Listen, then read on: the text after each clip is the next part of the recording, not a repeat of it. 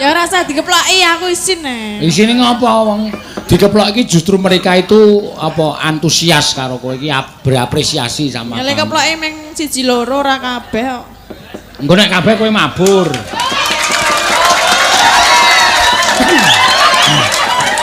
Lah ngono ki rak ya aku semangat no. Keplok meng 1 2. Rasah wae. Iya. Kenapa? Enggak tahu ini. Ada apanya? Ada ini. Ada kodoknya. Wih, kurang ajar wih. Dalam kok nguntal kodok iki lho. Iya, ora apa-apa. Mak srek ngono kaya otote kaya piye lho. Apa ditembak wong? Tembak wong. Tembak apa? Rasa sok sujono karo Lah, sapa-sapa. mboten lho nek kaya nggon story-story niki rak ditembak langsung ter ngono. Ter piye? Ditembak langsung sek ngono lho. Iki lho sing njaluk tembangmu akeh banget ki arep tok pinangkani kabeh apa ora? Nggih. Diwul Gunung Kidul, Mbak Tatin. Heeh. Podang Kuning, Tatin. Wah edan tenan kowe jan saiki lagi ngetren ning daerah kene. Caping Gunung, Tatin. Caping Gunung saka panitia. Kowe Caping Gunung sik wae. Kabeh apa? Setenggal mawon to? Ayo sak karepe panitia kok. Kabeh. Ya, pokoke bengi kowe diajar. Nggih, Caping Gunung. Ya, jengklengke. Ya. Kowe sing mobil. Aku di video, Mas.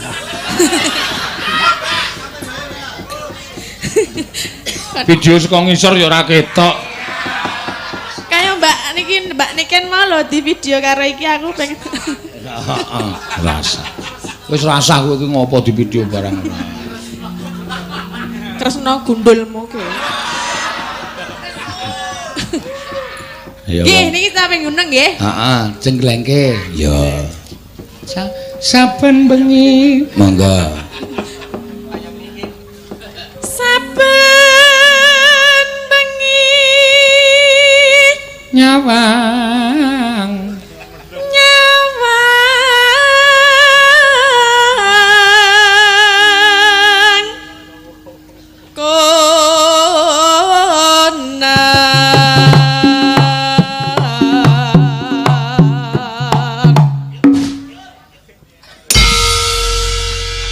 Piye kok ora obah blas awakmu? Kula kan ngapa? Ayo ora ketang mimak. Dung ngono kuwi. Ya. Ya engko tak sithik ngene. Kowe memuaskan penggemar itu sulit loh. Ya.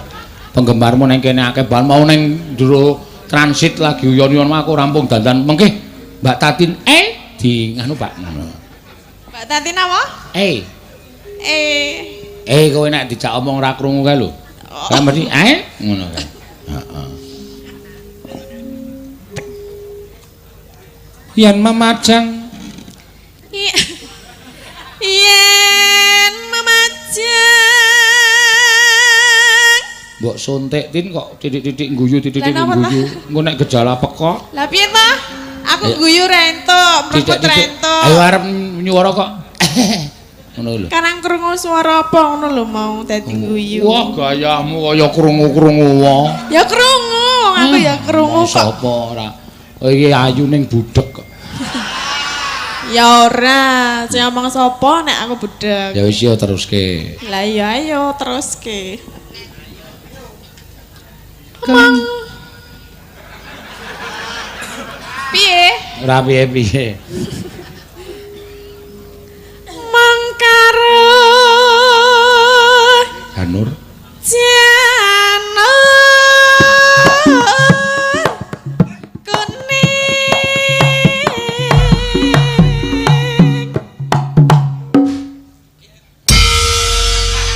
Aku iki kok pengen genjleng iki ya.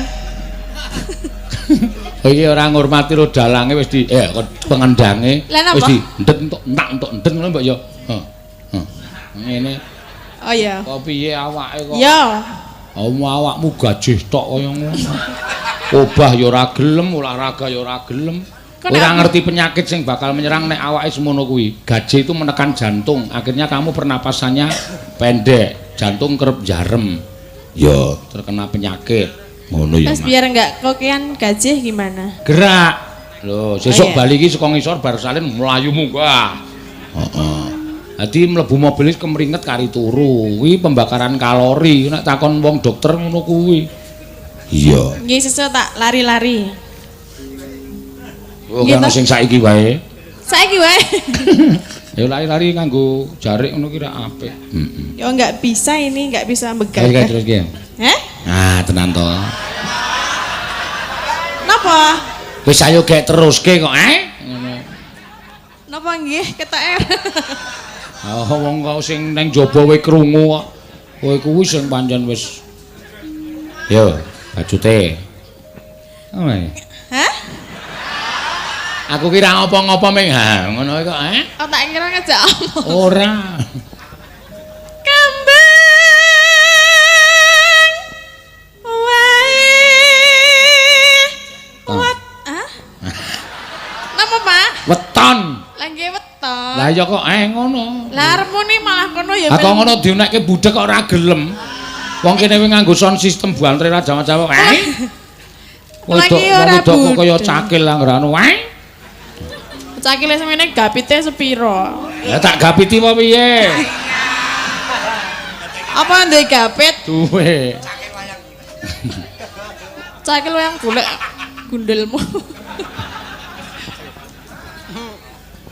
Ya. Kan ngendi mau ya? Wat. Kambang wae weton.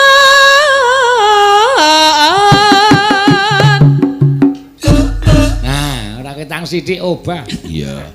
Teglek. Tandang. Nah. Sithik wae ya. Ya sithik wis trima. Genon.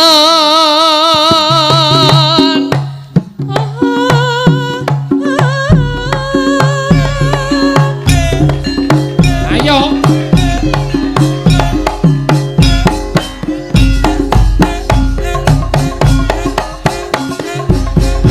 Ben gerak ngono iki. Wis no.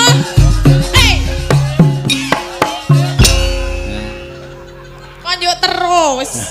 Aku jenenge kanca-kanca kuwi peduli dengan kesehatanmu. Peduli apa arep dikongkir? Kongkir apa? Kongkir iki apa ya istilah kene? Dikerjain. Ora tau rawani ngerjain kowe. Kenapa? Iya, ndak apa-apa. Iya. Aja suwe-suwe to nek joget engko wae. Pacitan sarwi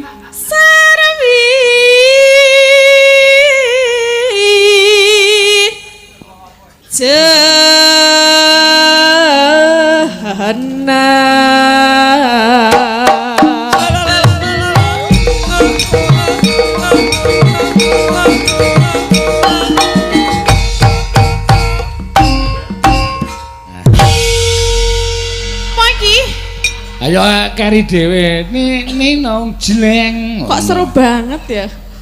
Ora seru kupingmu ora krungu. Oh, betul. Nah iya akine ngakoni nek budhek. Ora budhek meng tak jelaske ana wong ngomong ki, "Hah? Apa?" Ngono ora budhek. Aku jenenge ora cetha, kupinge ora iso nampa kata-kata sing cepet. Oh, ngono. Suntikke. Kupinge disuntik. Iya, ngisor kuping kuwi dicoblos. Iya. Ya ora, ngisor kuping kok dicoblos ora. Halo kae wis ra kuat ra karo. Taman.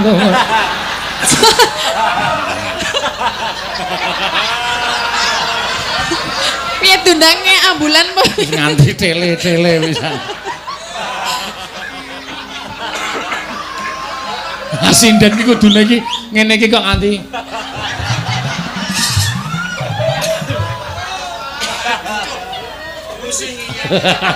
Piye wis ngambe puyer urang. Puyer. Ya. Panas, mangga. Panas.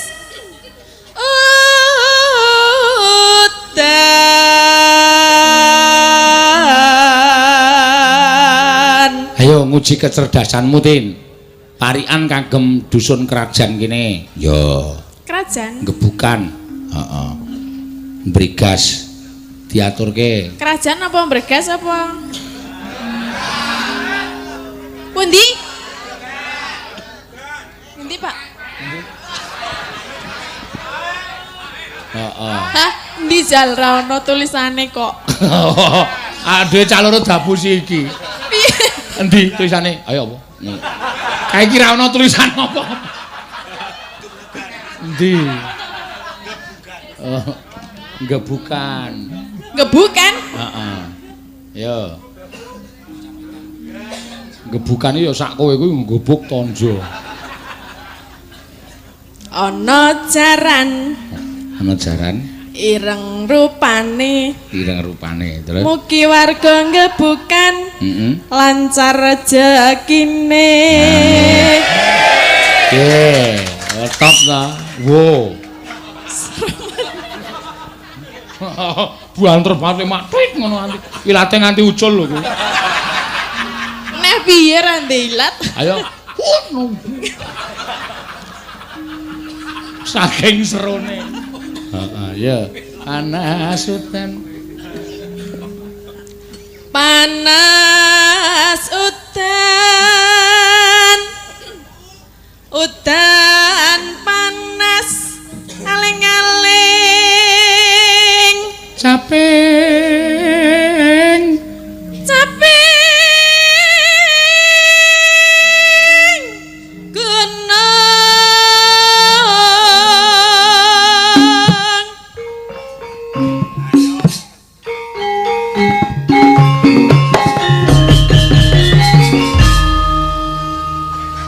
Siapa yang jelasin? Karepmu. Ayo kae kuwi ya. Kak, aku ra iso. Ora ngawur wae ora apa-apa. Tekek lorek. Ora ngopo tekak lokek. Tekak lorek ndase ireng. Aku lorek iso lho. Ayo teruske wae ora apa-apa. Ya wis terus ki. Heeh, jula-juli ki angel nek ora sing ngapal tenan ra iso. Aku wis sing belajar ket biyen ora tau kecekel-cekel ya. Iya, angel ya mangel. Nek ora wong Surabaya ora iso. Oh iya. Ora wong Jawa Timur ya, heeh. Tekel lorek dase ireng. Heeh. Sing Terus? tak apali ya mung kuwi tok. Bar kuwi piye?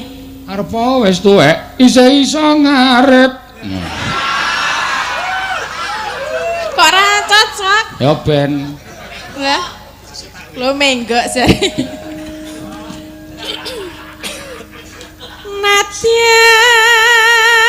Nadian kok najan. Lah Nadian. Ah, kowe iki sok kemayu meng.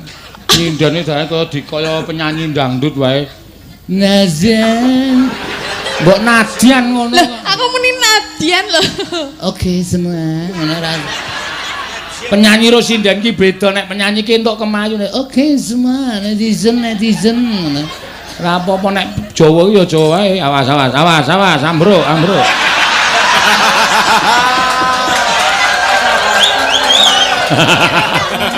Mbok golek nompreng dicokok kiwon mengen.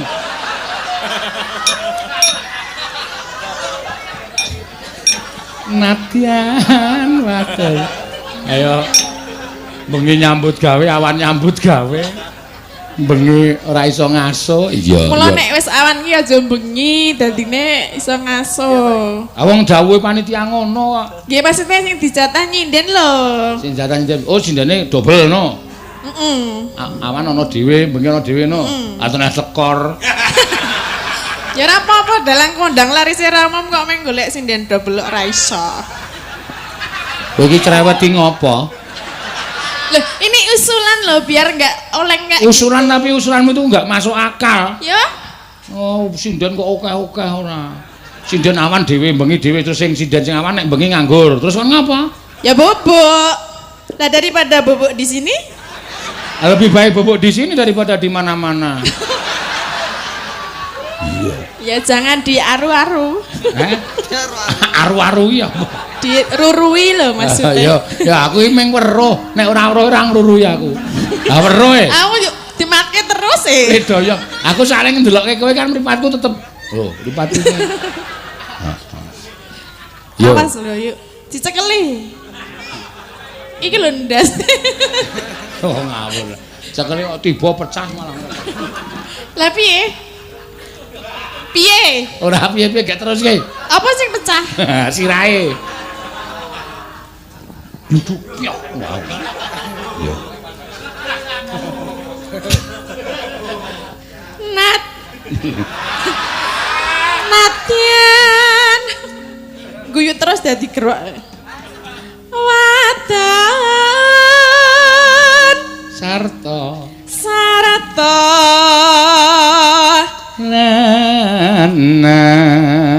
lanang inumane. kok njur nyilih cangkemku ki piye?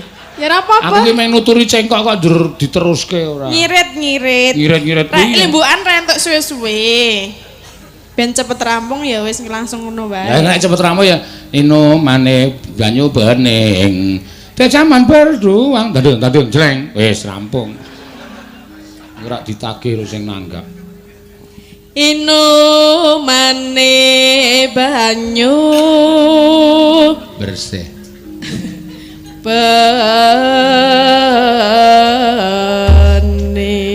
Bening.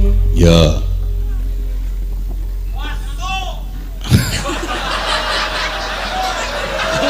Wis melek ya.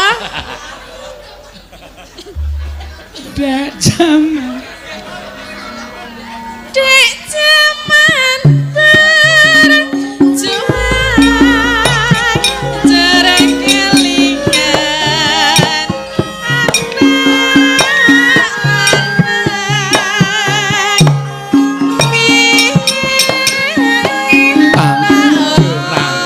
Rangge. ning saiki ana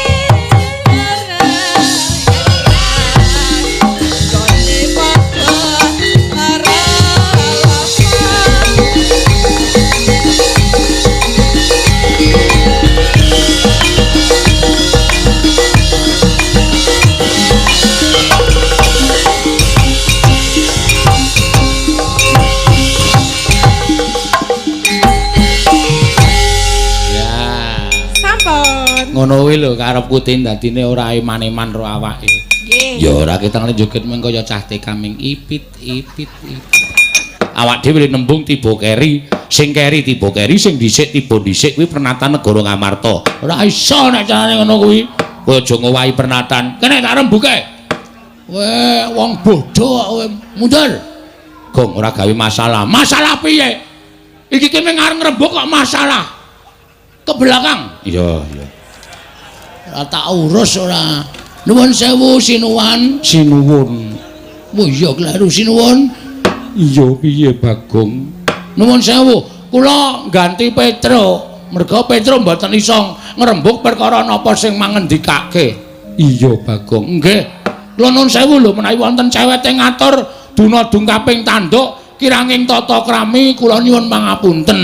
Ora dadi ngopo anggen kula munjuk atur. Ora dadi ngopo Pik Bagong. Nggih. Nuwun sewu, sinuwun Darawati rawuh mriki ajeng napa?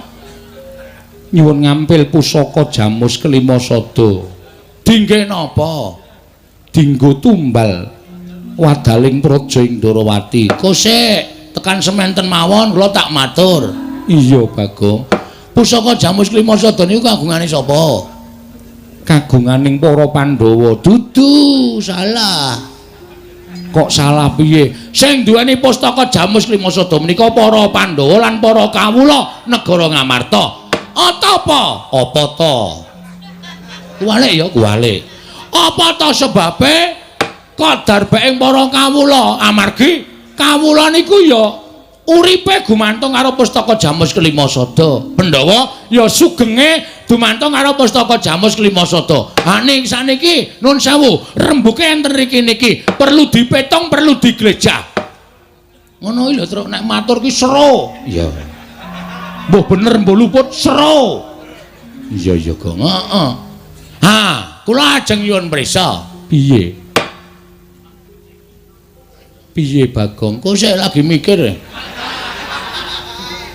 Nuwun sewu, jagat menika negari menika kathah. Ngamarta, nggih to? Iya. Ngastina, Darawati, Mandura, Kumbina, Wirata, Lesanpura, Pancala lan sak piturutipun menika kathah nalendra-nalendra sami lenggah.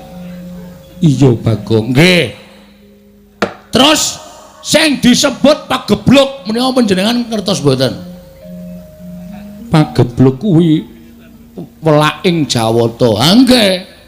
Apa to sebabe dewa ndawahake pagebluk? Pagebluk menika tiba teng papan sing wis pancen ora iso didandani uripe menungsane.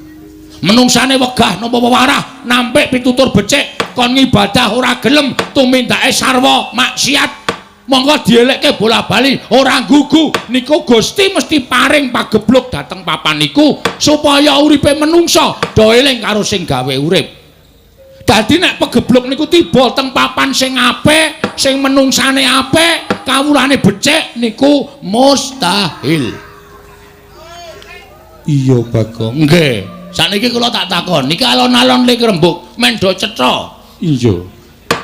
Negara sing ketunggon dewa ngene sapa? Hei, Ratu kok dihe. Oh iya lali. Gong ora ngajar. Ratu kok dihe piye to? Ah kaya jagongane ngangkringan rasane. Ngawur ora. Negara sing ketunggon dewa sinten? Darawati. Cocok.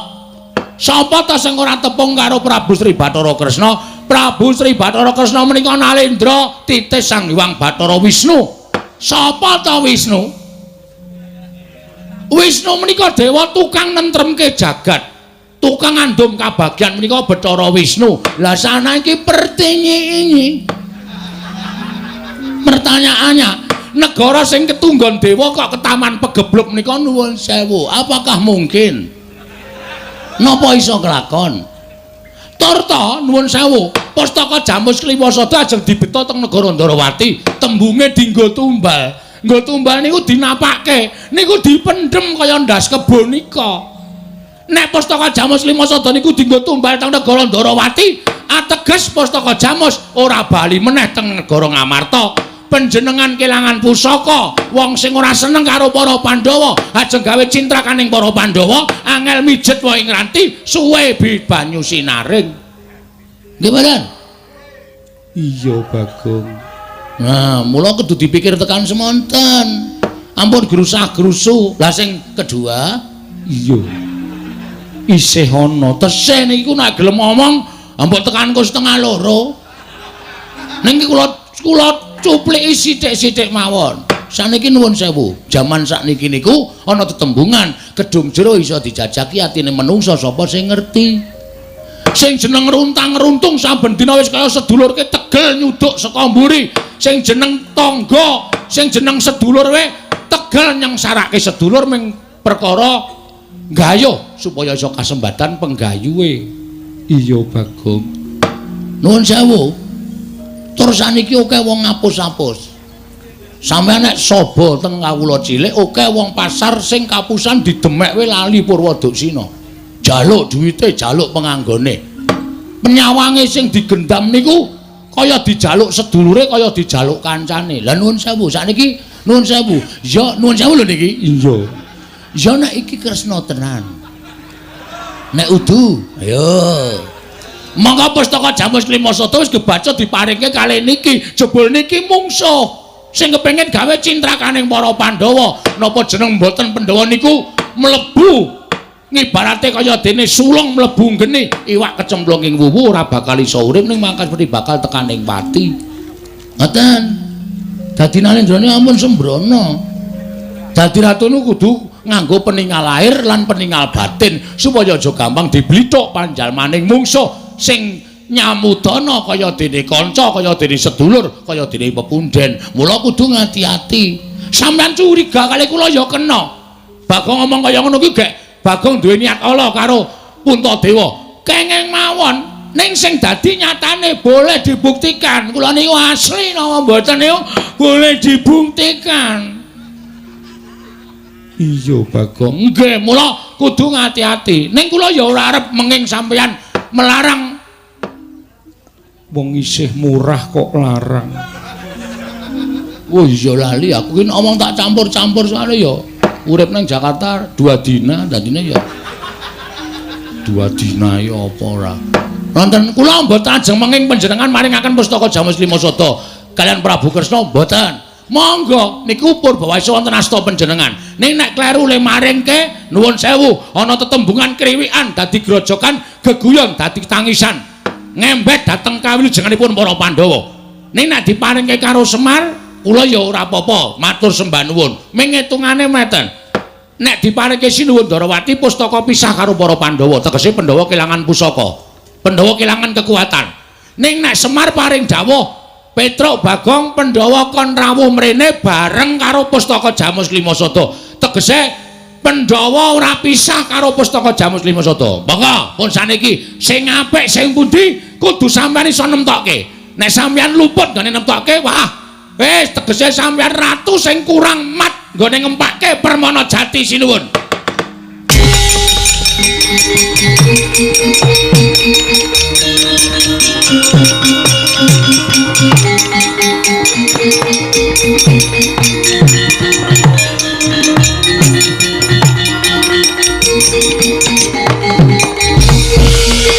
Semaring jajalan syukur taring bawune iblis lanat. Wah, Bagong. Pono kawan Bagong. Nyerwete suaramu kaya bedet semono Bapak Tegalan. Ndrawiri kaya grojokan. Kowe ngias karo Ratu Ndrawati kowe kadange taruna nata Mandura Prabu Baladewa. Truk, gentenan, Truk. Kandangi sisan. Mah, kowe nek karo wong Paduwi aku mah. Gentenan wis. Engko nek sing dibutuhke kowe ora ya kowe ngewangi aku ora aku adimu. Ya sabar aku dunek-unekke to. Aku le omong ngawur kok ya. Kowe le ngomong ki nyocok penggaling para pepunden, nyocok penggaling para nalendra. Ana ora ngono ndak mengko ora rampung-rampung perkarane wis gak diwangsuli. Nyuwun pangapunten wonten dawuh sinuwun. Aku butuh karo Bagong. Omong nek aku lagi males. Nyuwun sewu. Bagong kalih kula sami mawon. Bagong kalih Petrus sami mawon. Ming kula menika wau mboten tegel matur, sing tegel Bagong ya kula aturke karo Bagong. Dadi wis pancen tok ajang yen to apa kang diaturake Bagong mau sayekti pancen wis tok gonta saka kadohan. Nggih, mboten ajeng kula selaki. Petro, nun. Kowe ngias karo Ratu Ndorowati. Kowe ngilani karo Ratu Ndorowati. Kowe padha karo ngino karo Ratu Ndorowati kowe ngerti ora? Kresna kuwi sapa? Lho piye to iki? Ayo apal wong kula nderekke Sinuwun Ndorowati niku biyen kok takon Kresna kuwi sapa? Kresna ya Kresna. Kresna karo aku ki apane? Panjenengan kadange Werda. Mula aja nganti ngawur-gawur. Bagong kae dilekke. Bagong kae dilekke cangkeme kon ora watun jeplak. Ing atase kawula sampeyan dhewe ngono karo Ratu Ndorowati. Padha karo kono ngino karo Ratu Mantura Prabu Baladewa. Nuwun sewu, Bagong niku adhiku. Sampeyan mbelani adine, kula ya mbelani adhiku. Pun padha. Dadi nek sampeyan ajeng nyeneni karo Bagong mangseneni Petruk. Mangseneni Ponokawan Petruk. Ing atase adimu ki Ponokawan Gedibal 17 wong elek nyala mripat mung kere. Kok wani nyenyem marang asmane Kyai Prabu Kresna. Nuwun sewu to Den, mbok nek ngendikane sing penak. Kula ki wis do ngerti rasa temang ngendikake seru-seru. Bagong ki wong kene Gedibal 17 wong elek nyala mripat mung batur. Piyai semanten iki wis prisa kabeh. Kula niku mung batur, Bakaya batur, Garing batur, Semar batur. Ning nek omongan niku sing penak. Ora usah dicolok-colokke teng mripat to.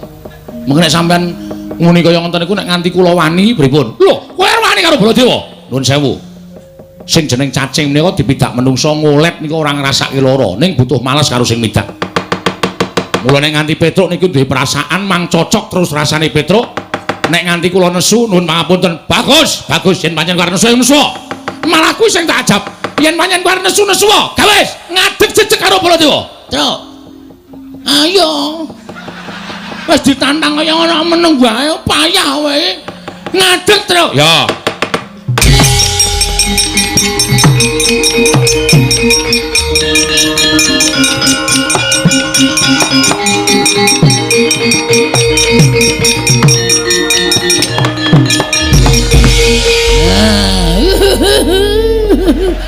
Bagus ngono kuwi. Wah, yen ngono pancen wis tok ajange jembar. Niatmu pancen wis gembleng. Yen to karwane karo Nata Mantura Prabu Baladewa. Sing marai dudu kula, ning sampeyan sing utak-atik karo arasane Petruk. Sampeyan ajeng napa? Petruk, nuwun. Mumpung durung dadi korban ana ing negara Kang Marta. Durung murka kamurkaning Baladewa saiki kowe bali. Nun, kowe bali. Bali pripun? Bali ning Karangkadempel. Kandha karo bapakmu. Kandha karo bapakmu. Bapakmu kon ngilo karo gitoke. Bapakmu kon ngilo karo cengele.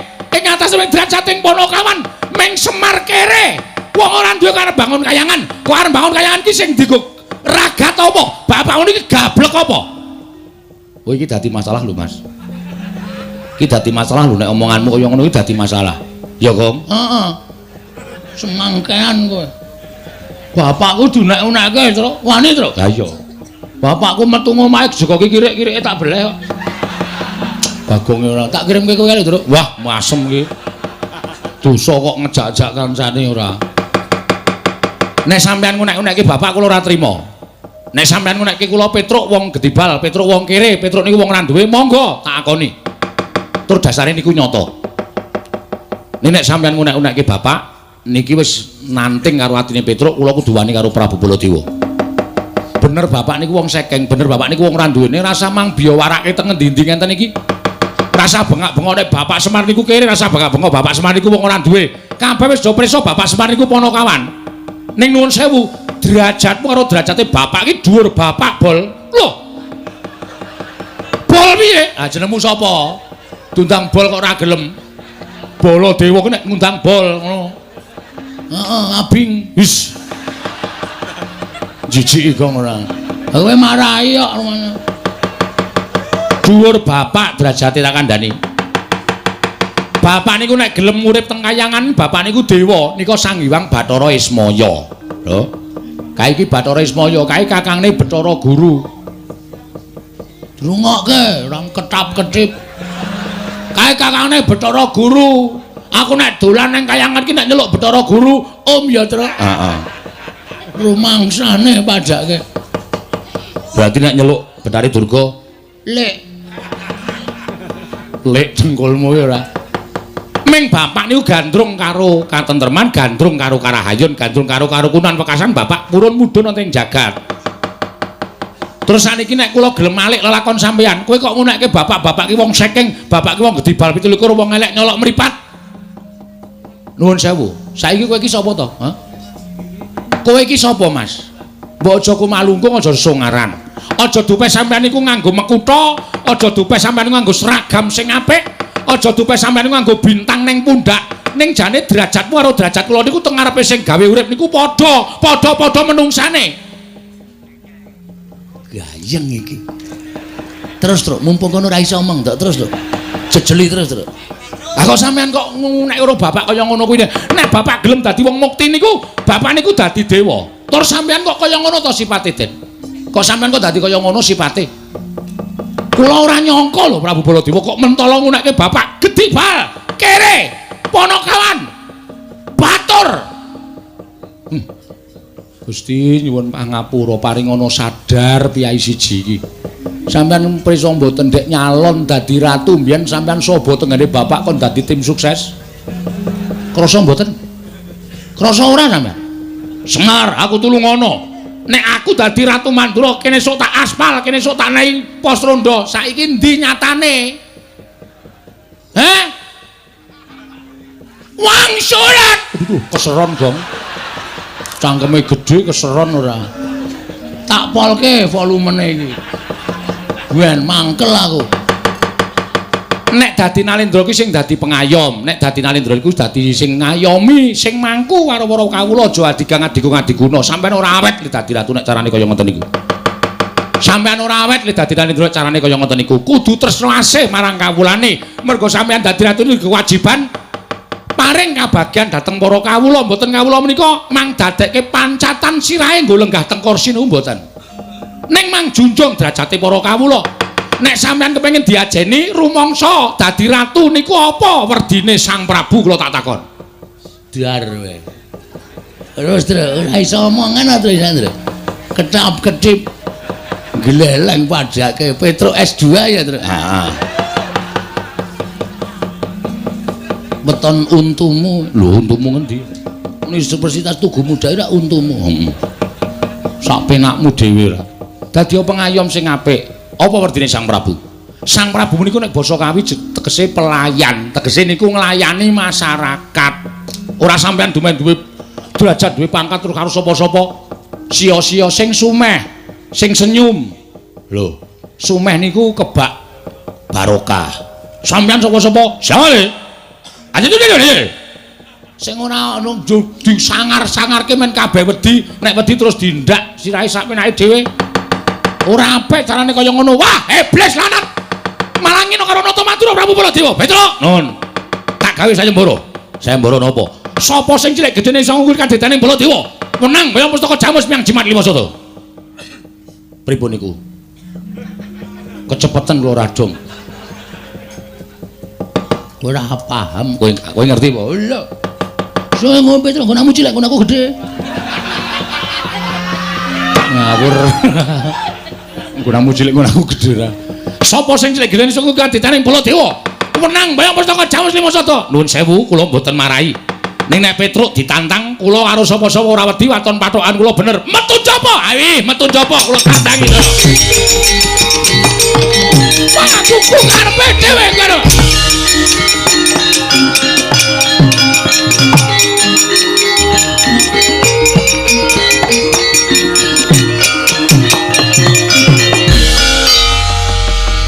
Bagong kok ora metu.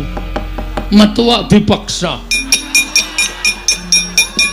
Aman metu karepe dhewe to. Iya, Bagong. Niki kan digandang wis dadi kriwikan, dadi grojokan, geguyon dadi tangisan. Petruk wis entuk mungsuh Prabu Baladewa. Mosok kula kon nganggur? Kula ne wanti nganggur, kudu nyambut gawe. Tegese piye? Petruk perang kula ya kudu perang. Petruk mungsuh Baladewa. Baladewa kakangne Kresna. Petruk kakangne Bagong. Kakang mungsuh kakang, adi mungsuh adi. Bagong aja edan. Koko Prabu Ndarawati kuwi ratu. Wis ora peduli, pokoke gawe kisra. Nek sinuwun Puntadewa ora kersa rawuh ning Karang Kajembel. Wis pokoke rawe-rawe rantas malang-malang putung. Ngamarta tak gawe banjir bandang. Banjir getih, medeni no. Sing lumrah-lumrah wae. Kaya gawe kisra kabeh pokoke. Yen ngono kowe nantang karo Sinuwun Ndarawati, nek pancen kono wani apa boleh buat. Oh, kono Petruk karo Baladewa, aku karo Sinuwun Ndarawati. Bagong, Nun. Kowe nantang aku apa piye? Lah nek pancen kowe wani? Aku ki ratu kok ora tok basani. Lah meneng kowe iso marahi masalah kok. Lho, masalahe apa? Perkarane apa? Sampeyan kok dadak nyilih pustaka Jamus Lima Sada. Niku sing marahi dadi perkara. Lah mergo negaraku iki taman pegeblok. Mokal kelakone. Sampeyan niku dewa lho. Sampeyan niku dewa. Aku iso negara Ndarawati ke taman pegeblok. Kudune sing ke taman pegeblok niku saora-orane nek sik sambat ke taman pegeblok niku Ratu Ngastina, Prabu Duryudana. Itu bisa dipercaya. Mergo Prabu Duryudana niku wantahi angkara budine Candala. Nek Ratu Ndarawati sambat negarane ke taman pegeblok niki akeh sing mencep mergo ora percaya. Lah terus nek ora percaya piye? Sampeyan bali. Lho. Bali piye? Ora usah njaluk pustaka Jamus Lima Sada. Mengke kula kei pustaka apa ya sing gentine pustaka Jamus Lima Sada.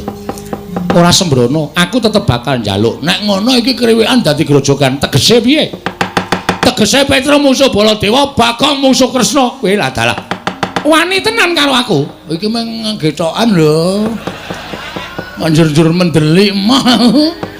Lah jare kowe nantang karo aku, ha upama gelut kira-kira menang sapa? Menang aku, rung karuan. Aku ya menangan lho. Ning sok uri. Lho. Menangan kok uri kok dipeng-pengke ora. Menang aku, mergane aku duwe pusaka. Pusakamu apa? Senjata cakra aku ya duwe. Lho, kowe arep takon apa? Kesawa panah kesawa aku ya duwe. Aku iso malik buta gedhe banget kuwi sing nang pinggir kuwi. Endi? Kuwi. Wah, gedhe tenan nek kuwi. Nek musuh aku ya dadi kuwi barang. Lho, nek perlu dadi kuwi tak idak modar kowe. Oh ya wis tak sedawe wis. Wis tengok sing sekeca. Iya. Pun sinuwun mboten sida perang. Lho. Kok ora sida perang? Ah kene malik gedhe barang nggon aku tak kon gedhe angel ra jamak-jamak. Penyakit tenan kok.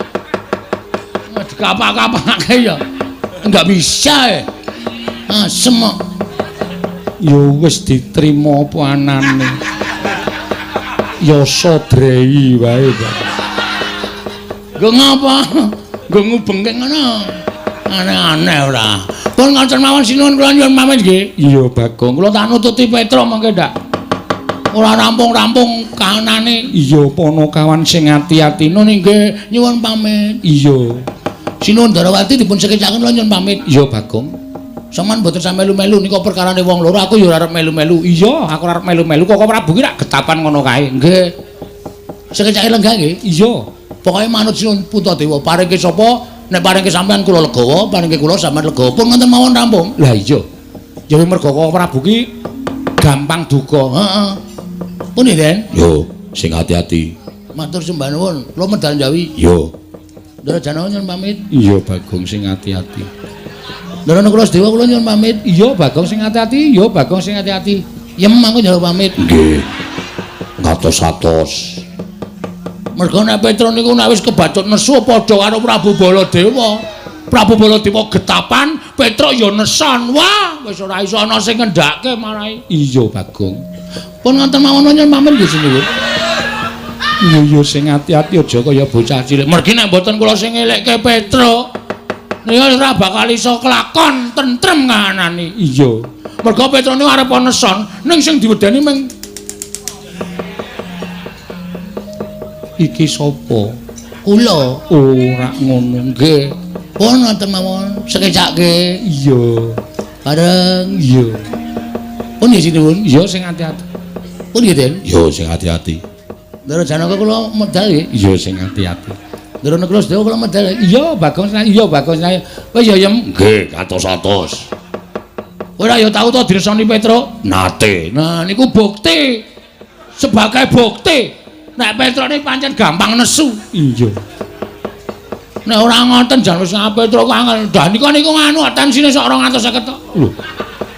250 per 180. Oh, dhuwur banget. Nggih, nek tiba lara. Lah iya. Pun sareng. Iya. Pun Den? Iya. Pun lho. Iya, sing hati-hati. Pun lho jenenge. Iya, sing hati-hati. Ndono kula sedaya lan pamit. Iya, sing hati-hati.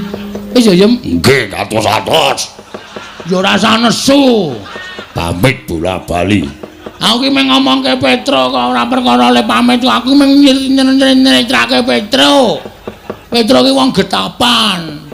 Nek nganti ora tak elekke nek nganti Ngamarta dadi banjir getih. Ayo, pojok paten-patenan antaraning Prabu Baladewa karo Petro, sapa sing kelangan? Ya ming Ndara Pandhawa. Nggih ta, Den? Iya. Bareng. Iya. Oh, nggih, Den? Iya. Oh, nggih, iya. Ndara Janaka, embuh. Lho. Kok embuh? Pamit bola bali.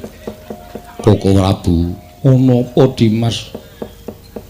Beto arta sekedhik menika namung badhe nyuwun sangu kula ingkang sampun kulina. Ampun ngoten, Den. Aja mirang-mirangke. Aku arep wong ora duwe ngene iki, kula niku kere. Kok sampenake dhewe. Ora sandadak kowe ngeneni aku, tenane rak ngono to. Lho, aku sampean padha karo ngina kalih kula. Kula pamit bola-bali niku genepi tata krama lho, Ndara. Aja nganti Bagong dianggep kawula cilik sing ora ngerti tata krama. Kok ngono kok dunekke njaluk sangu. Anggepe ora. Ana ora?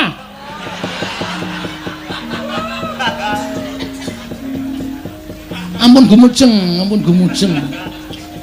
Sing gedhe pangapuramu Bagong, nek dhuwit ora ana. Waduh. Sampeyan beto ora? Ora duwe. Alah-alah. Rung nembung wis muni ora duwe.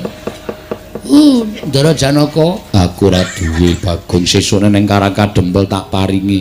Ndara Nakuladewa, aku ora duwe Bagong, aku ora nggawa Bagong. Jem kowe ngesak ora ya 50-50. Mboten gadah, sing wingi selawe rung dibalekke kok. Kalingan edan kok. Wis tak lali-lali nggih pun. Ngoten mawon nggih sinuwun. Ya sing ati-ati. Kae unyuk-unyuk sak penake dhewe to. Tanpa nganggo tata krama. Wah, asem malah tiba dompetku. Lho, dompete sapa? Dompet kula. Lho nggawa apa? Weh, lah dompet modern tak sak temburi. Dhuwur banget, dompet gedhi. Oh. Isine apa? Werna-werna, STNK, SIM, BPKB, sertifikat tanah. Dompet kok isine sertifikat. Nek mbutuhke sak wanci-wanci kan tinggal masuk ke sedulur kula tuwa. Sapa? Bang. Sedulur tuwa kok Bang ora. Oh ngaten mawon nggih? Iya. Duwite ana ora? Wonten pira manut? Duit kok manut ora? Mesodo ora dedel sithik-sithik.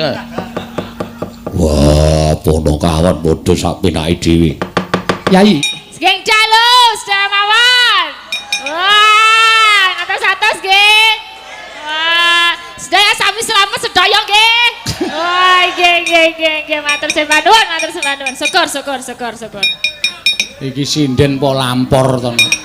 Lah piye? Menyapa yo. Ning ya ora apa-apa, menyapa para penonton ki penting. Lah iya. Penting kathah penonton ning nganten iki nganten delesep ra ketok. Nanti apa? Delesep. Ndelesep ora ndelesep. Delesep. Ya. Nek diajari basa Jawa angel ora jamak-jamak ya.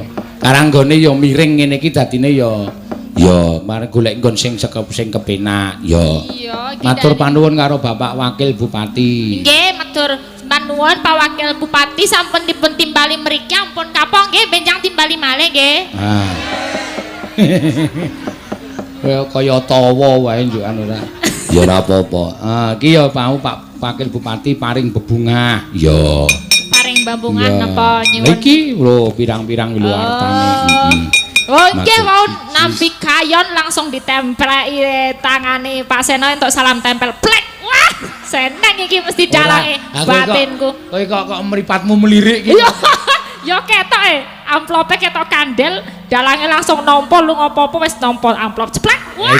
Iki nek ora aku bermurah hati tak pek dhewe. Wong Pak Bupati le maringi karo aku tek ngono. Iya. Nek ora tur ora ngendika apa-apa. Ming matur nuwun Pak, kersanipun sudah untuk Bapak saja. Nah, ayo ta. Menang banyak aku ya. murah hati ya, soalnya sindan-sindan kok ketoke raine do memelas-memelas. Ya. Mesake ya, Pak. Ket awen mau lho. 1 2 3 4 5 6 7 nya. Nyatus. Nah. Alhamdulillah. Itu cepet banget lho nampani. Boyo Ya alon-alon. cepet. Gak numbas ke susu anake barang lo ya. Pas gitu ya. Heeh, gitu didum. Didum pas 100 lumayan. Ya. Kayak ayu aja kayak tatin, kayak Sare Mbak Ayu sare. Oh ya wis wis apa-apa. Goleke bantal. Nah, wis akeh. Ayo sinden. Lah ya ket wau awan iku, Pak. Ket Sing siang pancen wau. sinden patoan tenan kok ino. Ya ora ming sinden, kancane ya patoan. Ana sing ngarani aku ki duwe grup loro, duwe grup telu ora. Ya ming siji ki sing tekan dinti no. Oh. Wis pokoke anggere saka Yojo pindah Semarang, Semarang pindah Solo, Solo pindah Kulon ngono ku ya ming karo iki. Oh iya ya Mak, iya nganti mau panitia ana sing ngonekke. Raine do nglengo-nglengo.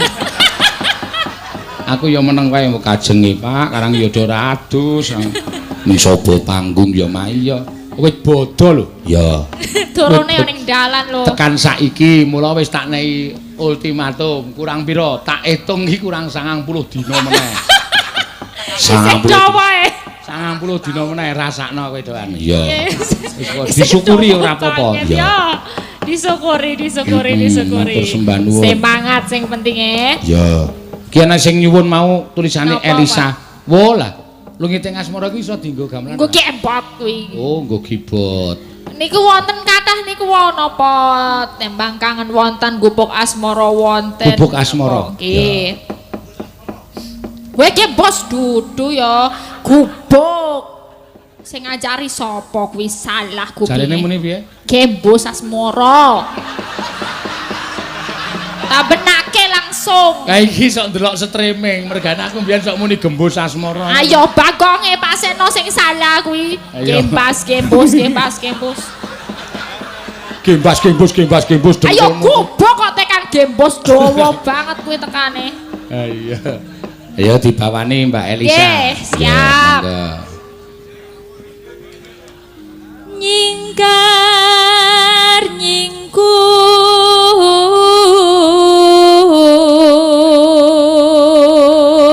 Pendak-pendak tak nggo conto lho no, to nggo conto piye. Elisa kuwi ora Jawa asli wae iso nguri-uri kabudayan Jawa. Nek awak dhewe sing Jawa asli kok ora gelem nguri-uri iki ndah kaya ngapa isine ya nak. Iya. Ngono ya Mak, iya. Ki basa Jawa angel ra jamak we mesa nekuk-nekuk ilat ben supaya iso. Nganti disetrum sih ya Pak.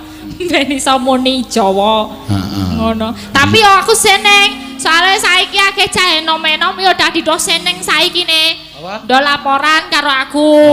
Cah nom-nom saiki terima kasih Mbak Elisa dan Pak Seno sekarang udah jadi inspirasi anak-anak muda. Sekarang seneng nonton wayang. Luar Ngaten biasa, niku matur kathah suwun. sing sakniki seneng nonton wayang soalnya tuman nonton Bagong Pak Seno lucu ngaten niku. Iya, ning aku sing pecah sirahe. Soalnya kenapa? Lah ya bendina ditajaluki lakon bagong nganti lakon bagong iki jane ora ana lho nganti aku ngarang dhewe. Ngarang dhewe ya. Oh, cerdas ya dalange. Sekarang cerdas ya kudu gelem. Ya. Malah dunia. Sesone nek dijaluki lakon Bagong, jaluk tambahan, Pak. Jaluk Bagong, ah ditambahi ngono. Tambahi larang ngono lho. Nek jaluk Bagong, lor larang ngono. Ben saya dhuwur ngono lho, tambah gleleng. Bener. Oke, sesuk tak njaluk tambah ning bayarmu ajeg lho. Lho kok ngono. Lah iya lah sing dhuwur aku kok. Sing mikir Bagong aku kok. Oh iya, ora apa-apa. Heeh. Ben saya berkelas Bagonge to. Iya. Ya. Wiwitane nyingkar nyingkur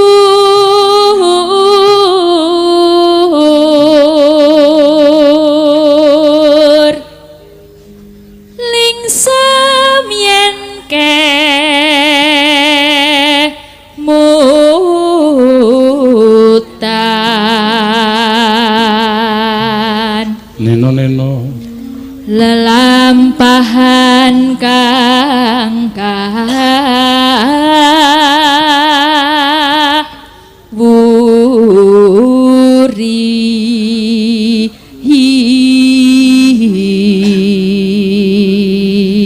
Mbak Elisa iki ya ora mung iso nembang ning iso mayang no. Oh iya ta iya jane sesuk mbok menawa taun ngarep awak dhewe isih ditimbali mrene mbok menawa ya nek ana sing ngersake wayang awan Elisa ya wah kowe siap ya saya waduh ya rada larang sithik ya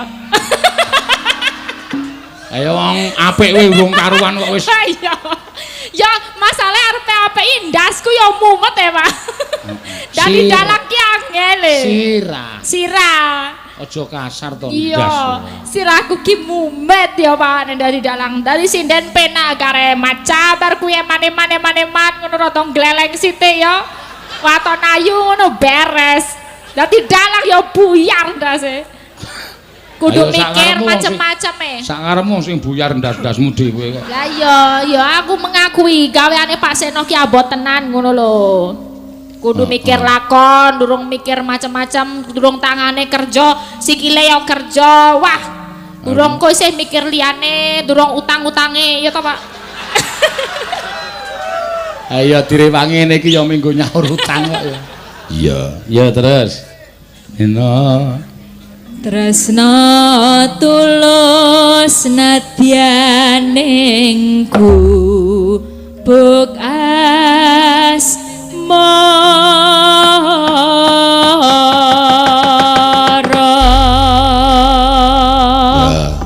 ya ini lagu ini juga aku persembahkan buat dosenku tercinta yang hadir di sini Pak. Ada Pak Iwan.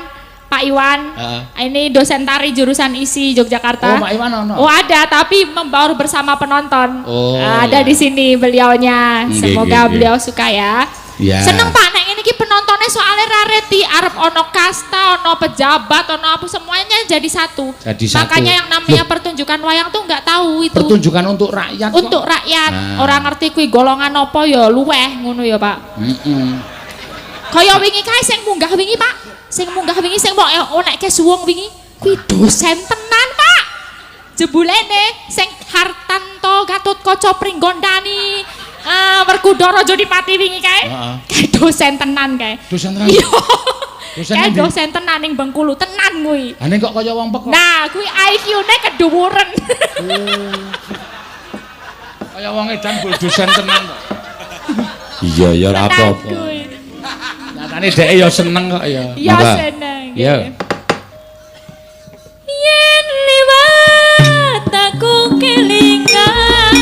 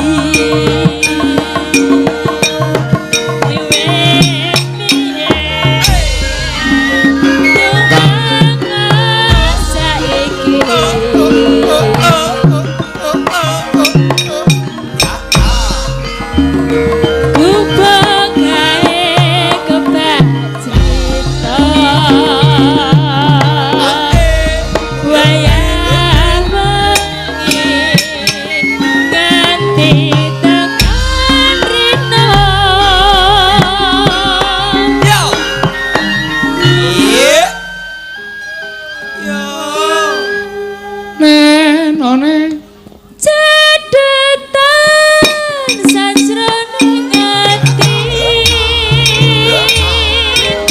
ketang luntur saya marani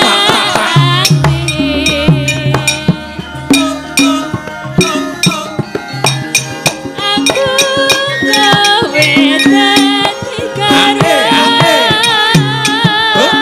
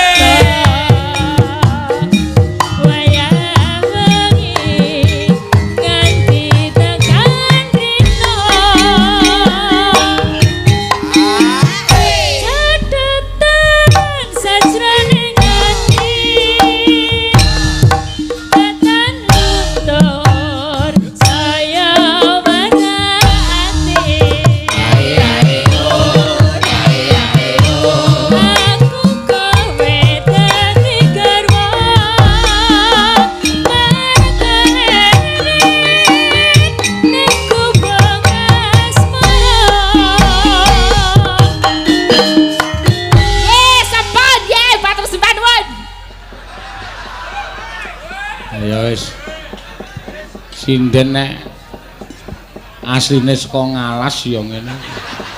Dadi